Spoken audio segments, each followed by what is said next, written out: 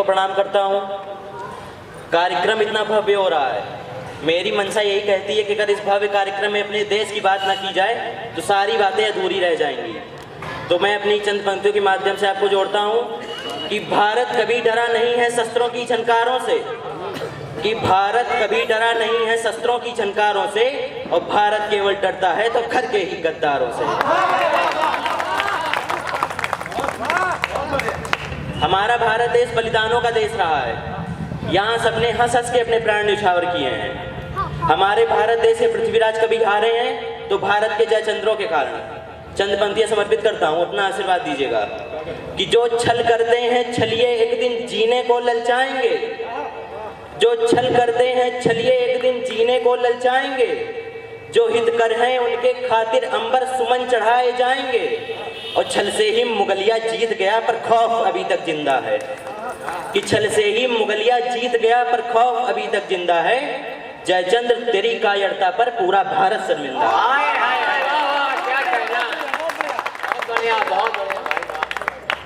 अपने भारत की प्रचंड पंक्ति और पढ़ता हूं कि भारत कभी डरा नहीं है शस्त्रों की झनकारों से, भारत कभी डरा नहीं है शस्त्रों की झनकारों से, और भारत केवल डरता है तो घर के ही गद्दारों से। कि शस्त्रों में इतना सामर्थ्य कहां जो नतमस्तक कर देंगे, कि शस्त्रों में इतना सामर्थ्य कहां जो नतमस्तक कर देंगे, कर देने से मां की लाज बचे तो शीश अलग कर देंगे। कि भारत की धरती में पलकर जो अपनों को खंजर भोंक रहे, कि भारत की धरती में पलकर जो अपनों को खंजर भोंक रहे, देंगे चुनौती उनको नजरों से हमारी दूर रहे।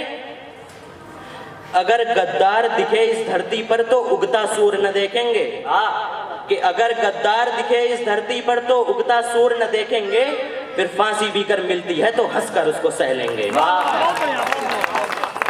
उन गद्दारों से कुछ प्रश्न करना चाहता हूं कि जिसकी माटी पर जन्म लिया उससे मेरा कुछ नाता है, कि जिसकी माटी पर जन्म लिया उससे मेरा कुछ नाता है।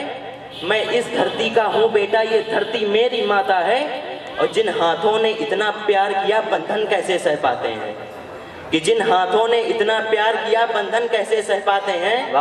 सब एक माँ की संतानें कुछ दुश्मन कैसे बन जाते हैं, और बुला लिया गद्दारों ने शत्रु को माँ के आंगन में, कि बुला लिया गद्दारों ने शत्रु को माँ के आंगन में, जो माँ देती है अन्न सदा उस पर ये तीर चलाते हैं। उनसे अगला प्रश्न कि क्या फिक्र नहीं तुमको बेचारे निर्दोषों के प्राणों की, क्या फिक्र नहीं तुमको बेचारे निर्दोषों के प्राणों की, परवाह नहीं जो तुम पर है भारत माँ के एहसानों की। और स्वार्थ सबसे बड़ी चीज है, कि स्वार्थ के अंधेपन में जब अपने बनते अपघाती हैं, कि स्वार्थ के अंधेपन में जब अपने बनते अपघाती हैं, जब रक्षक ही भक्षक बन बैठे तो फटती माँ की छाती है। जब रक्षक ही भक्षक बन बैठे तो फटती माँ की छाती है। उन गद्दारों को क्या दिलाता हूँ कि लगता गद्दार भूल गए उन वीरों की गाथाओं को, कि लगता गद्दार भूल गए उन वीरों की गाथाओं को, शांत नहीं होने दी जिन्होंने जलती हुई चिताओं को। कि धरती माँ के सिंहासन पर, धरती माँ के सिंहासन पर अगर शत्रु आंख दिखाएगा तो माँ तुमने पैदा सिंह किया वो स्वान नहीं बच पाएगा। हमारे भारत को अगर जरूरत है तो सशक्त युवा की। मैं उन युवाओं पर कुछ कविता पढ़ना चाहता हूँ जो अपने मार्ग से भ्रमित होकर अन्य किसी मार्ग को तलाश कर रहे हैं।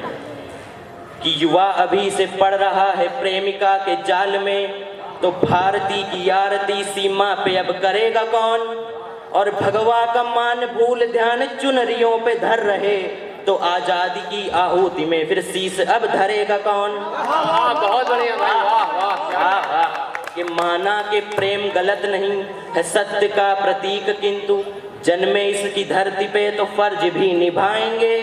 या गिर रही हो देश में संकटों की बिजलियां, क्या तब भी अपने बिजलियों के केस हम सजाएंगे। क्या उपमा दी है भाई, वाह वाह। उन युवाओं से कहना है कि मोह माया के हेतु पैर पीछे यदि बढ़ाए तो यश बल कीर्ति का गान ना हो पाएगा। अगर आज जा रहा हो स्वयं पतन को तो उस देश का कभी भी उत्थान ना हो पाएगा, उस देश का कभी भी उत्थान ना हो पाएगा।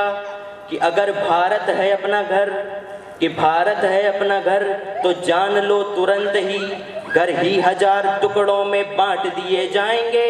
और अभी भी जाग जाओ मेरे देश के युवाओं, वरना शत्रु द्वारा शीश अपने ही काट दिए जाएंगे, शत्रु द्वारा शीश अपने ही काट दिए जाएंगे।